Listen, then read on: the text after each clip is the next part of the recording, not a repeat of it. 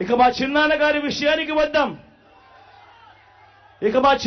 విషయానికే వద్దాం. మా వివేకం చిన్నాన్నను ఎవరు చంపారో, ఎవరు చంపించారో ఆయనకు, ఆ దేవుడికి, ఈ జిల్లా ప్రజలందరికీ కూడా తెలుసు ఏం జరిగింది అన్నది.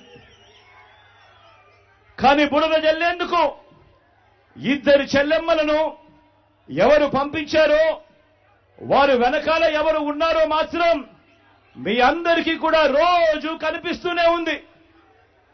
ఇంకా ఆశ్చర్యం ఏమిటో తెలుసా?